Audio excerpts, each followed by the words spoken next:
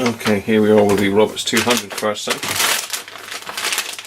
I'm going to give it a go over with some wet wipes. First, I've got some gloves on because it is pretty manky. I'm breathing all this stuff in really. What we'll do is I'll go through these one by one and we'll see if we can get them working. This one might need a bit of tapping to coax it back into life. Passers might take a little while to come back to life. Let's get the worst of this grime off. I think these are probably recycling centre jobs, I would think. It's nice that we've got the handle there still with the insert in. That's really nice. That's one thing about these old Roberts sets is the handles. You can't get them anywhere. Roberts are very tight with their handles for the newer ones. I've rung them a couple of times, they keep telling me they don't fit. But, you know, just let me have one. I'll determine that for myself. Right.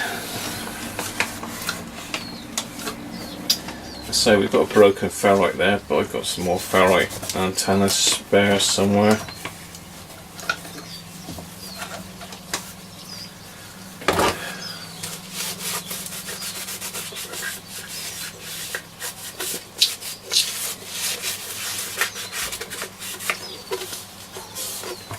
Put them away anywhere in this condition. I have to go up in the loft for a winter project, these.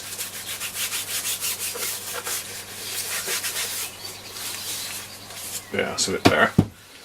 Right, so 9-volt set. This one takes PP9s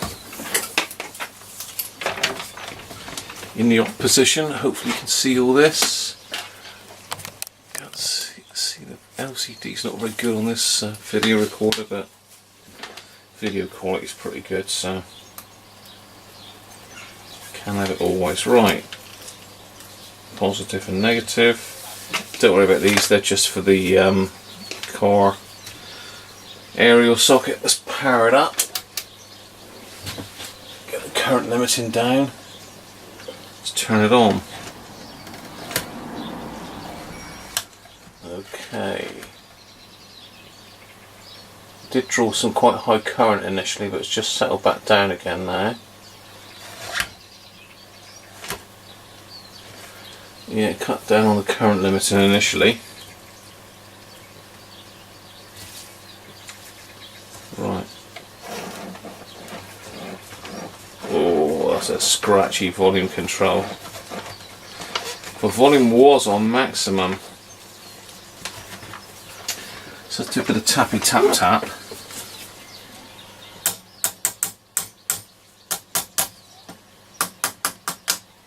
Of course we've got this one's not connected, is it? It's not going to help matters.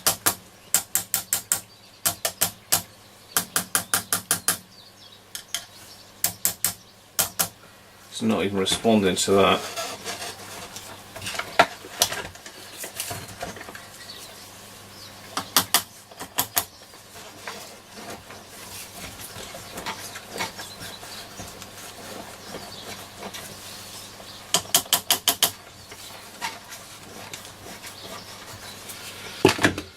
Okay, power off.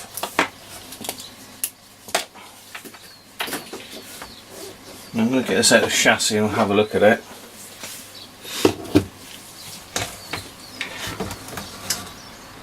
To get these out of the chassis, you've got two screws that have been put in really badly on this one.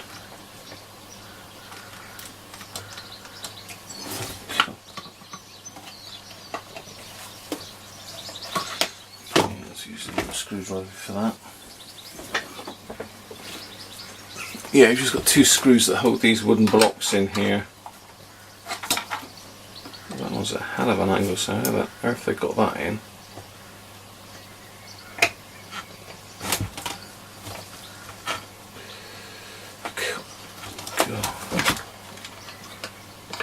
It's no wonder the aerial's broken. Someone probably broke it trying to get this out. Bear with me, I'm going to take these out a minute. You don't want to watch me unscrewing stuff like that. Okay. I literally had to unscrew those with this screwdriver. Pair of pliers. Couldn't get in there. So say, these just pop out like that. Chassis drops down. This is where the fun begins. You can get them out with the knobs on, I think. I've done it once before. I don't know exactly how I've done it, because these fight all the way to come out.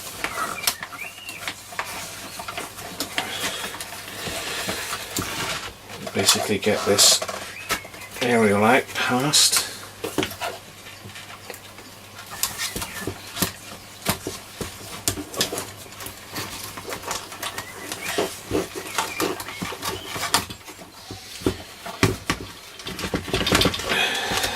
Will he come out? Will he or won't he? Hopefully he will. There we are. There he is. Out of the chassis, complete with knobs on.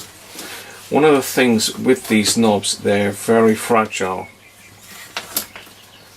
So what we'll do with these before we do anything else is just pop a little bit of WD or something like that in there. Just in the little grub screws. You see the grub screws there?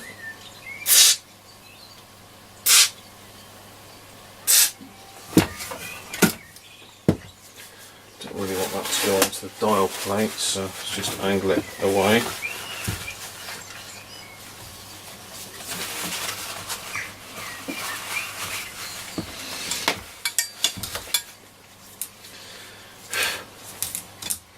Right, I think we're going to need the soldering iron on, almost definitely.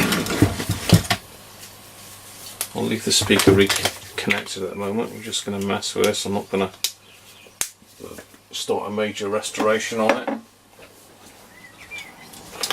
Right, where's that? Oh, it's not even soldered, look.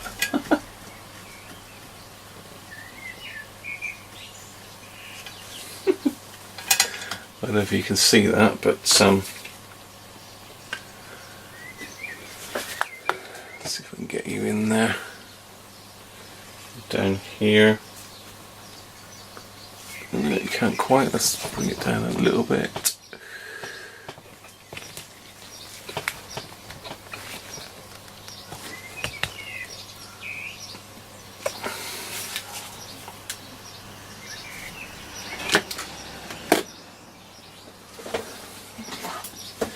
So this is the positive lead of the capacitor, which is down here. Look where the tip of my screwdriver is.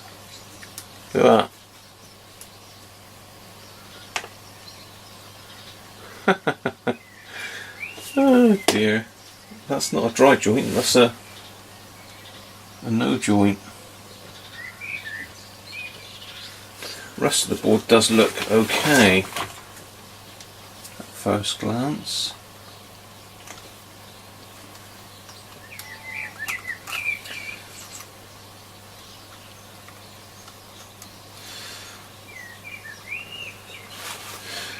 So, what I might do is just pop that one out a minute first. Have a look.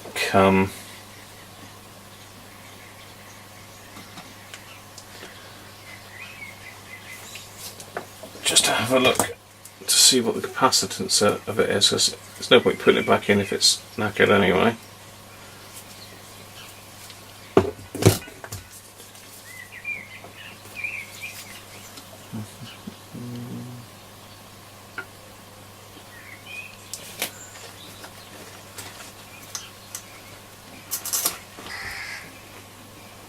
Typically don't want to come out like that. There he is. So this is a Plessey 10 microfarad. Let's have a little look see. So what I'm doing is just popping this one on my ESR meter. That negative lead's broken as well. Oh well, this one ain't going back in anyway then. See what it is. Oh, that one has had it. So it's 14 microfarads. It's not far off, but it's got high ESR. It's got 4.6 ohms across it. So that one's had it. What was that? 10 microfarad. Okay, 110 microfarad. Let's make sure we get this the right way around. Don't blow it up.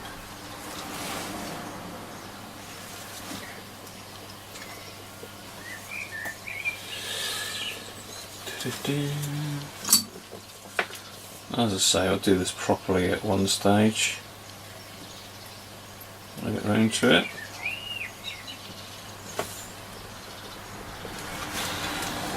Let's put a little bit of flux on that, because obviously the board never had any. Well, it did have solder on it, but it didn't take to the leg. That's the trouble with these things. As I say, they've got flat legs on them, they're very fragile. You only got to bend them and they snap off, as you saw. Didn't even bend that, just desoldered it and it snapped off.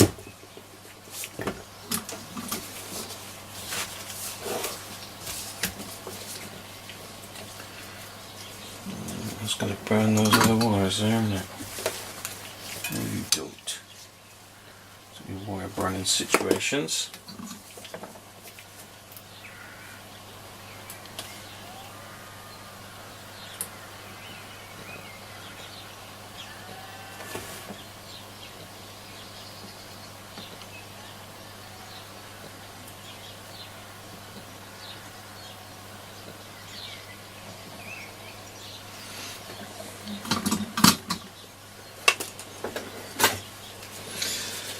Just snip those off.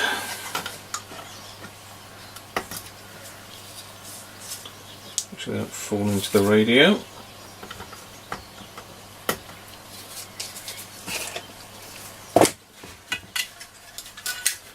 Right, let's give it another test a minute before we go any further.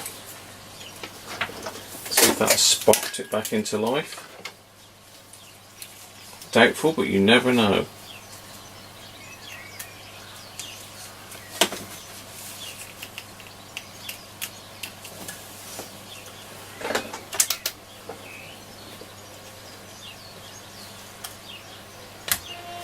Oh.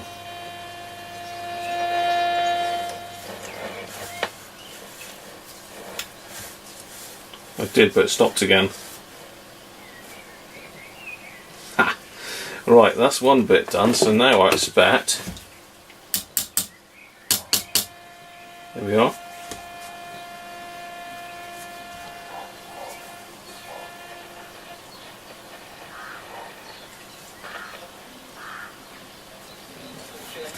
But I think we've really got as close as we could have done. Thanks from them, because Lexington, of course, the first was a classic, and that's very hard, high bar to set. So in the autumn, ABC go out on the road, and it's with the Sinfonietta Orchestra. Sinfo. I was trying to find that word in the back of my head somewhere. I mean, how do you think your songs are going to seamlessly cope?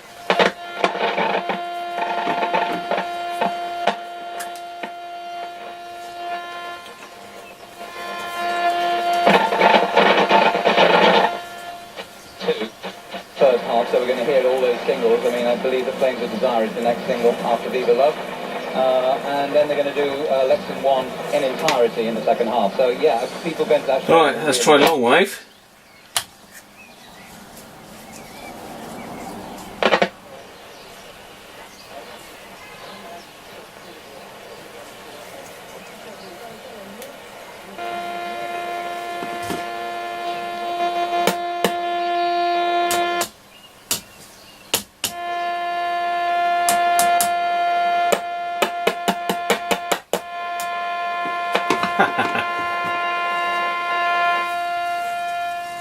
Poor little Roberts, he is coming back to life though.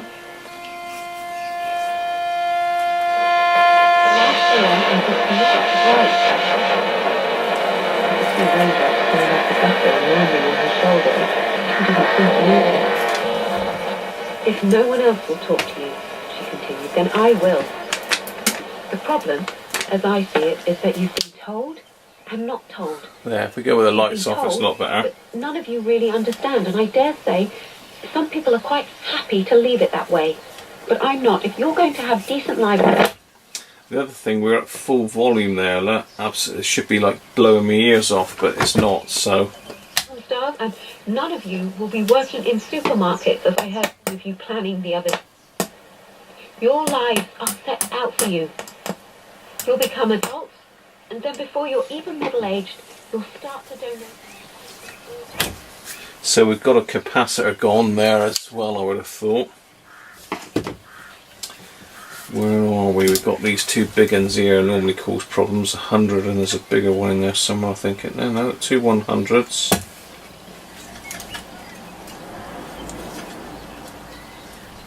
100.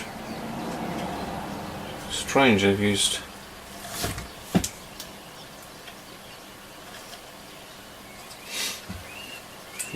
different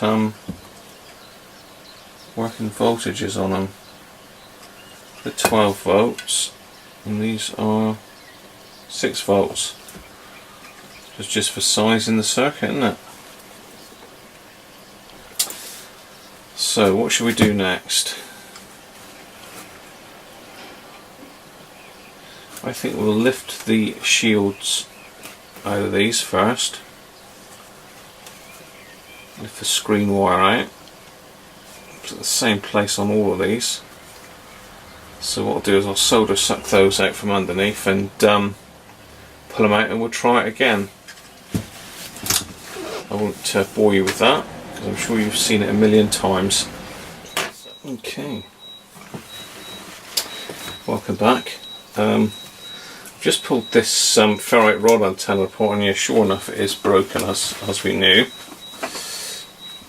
Let's get this out of the way for a minute.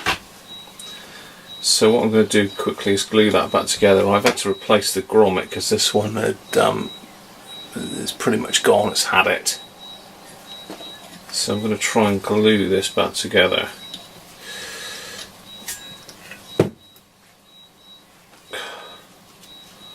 Sure, this new grommet means tight fit.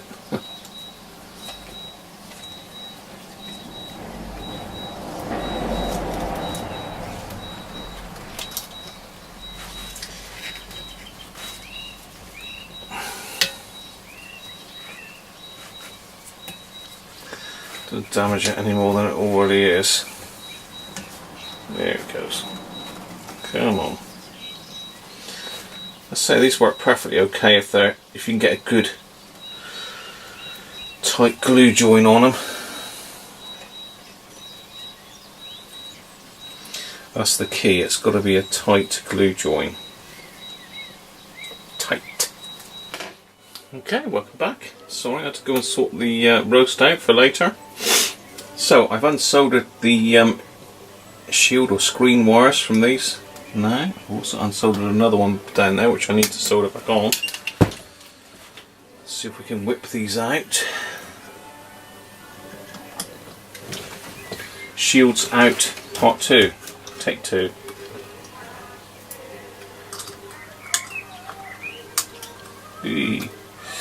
There's one, we'll stick them up in the air.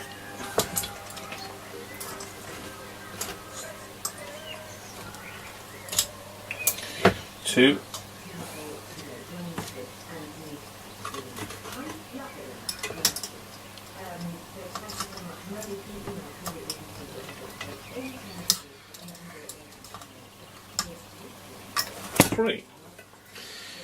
Three shields off. I've not glued this antenna back together yet because obviously I'm bumping the radio about at the moment, so I don't see any point doing that, so I'll only break it apart again. So that's the 3 shields off now. We have replaced that capacitor. We have got low volume though, so just going to see if that has helped at all. Then what we'll do is we'll jump some capacitors across these other ones. see which one's causing the issue. Power.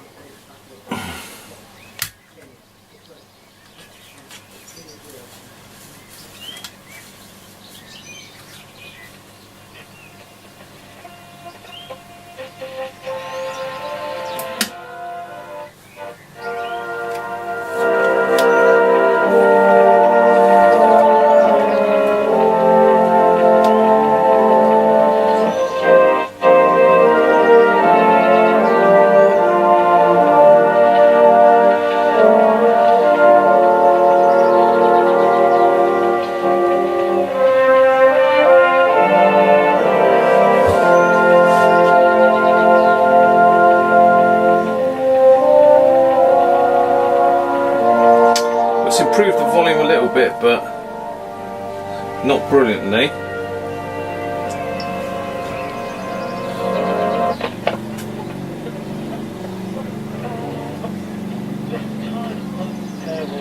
Rather weary of everything. I've got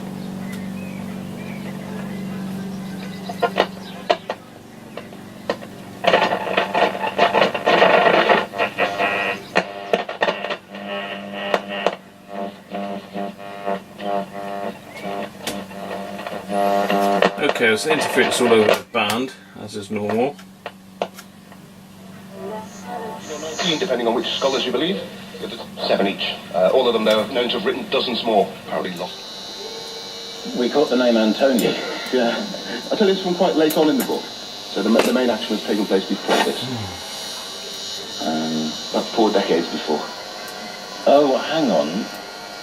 No. Ping! No, I thought there was I thought there was a ping there. I had a sort of Corelli ping, but that's too early for that, isn't it? No, it's Captain Corelli's mandolin. It's exactly what it is. And who wrote that? That would be Louis de Bernier. 2 points. Antonio is named after a mandolin. Because Antonio was his nickname for his mandolin. Oh, okay. Oh, did you notice that little prophetic aside, by the way, almost Cassandra-like about the Greeks not paying taxes? Bernier, one of the big word hits of the 1990s, and in the BBC's Big Read of 2003, was voted the nation's 19th favourite book of all time. 1 place ahead of War and Peace, and only 6 places behind Birdsong by Sebastian Folkes. Well, I'm going to leave it at that for now.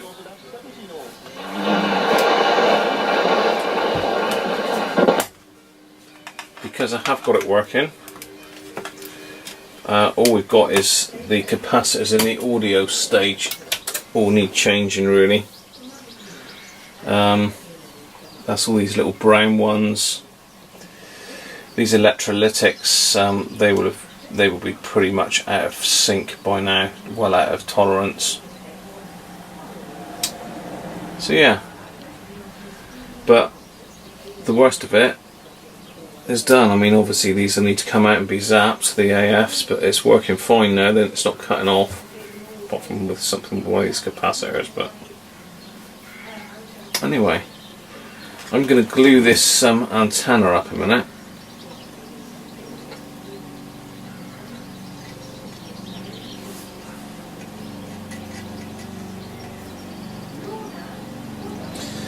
What I'm going to do is glue it and then clamp it.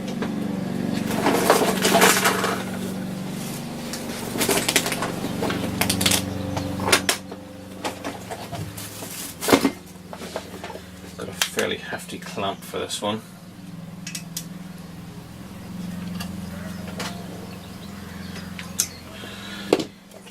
So that'll stop it moving apart.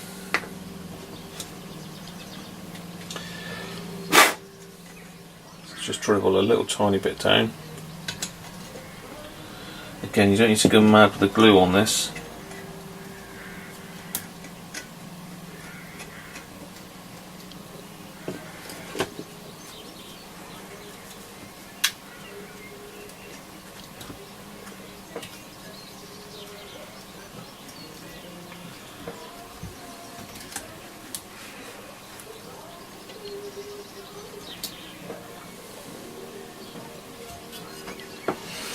Make sure I've got a fairly clean join there.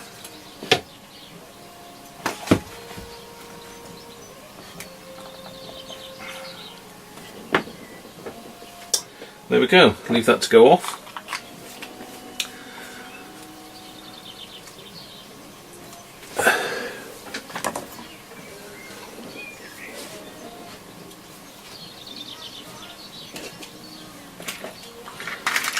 Thought that was of interest. Let's shut this one down and I'll get the next one up.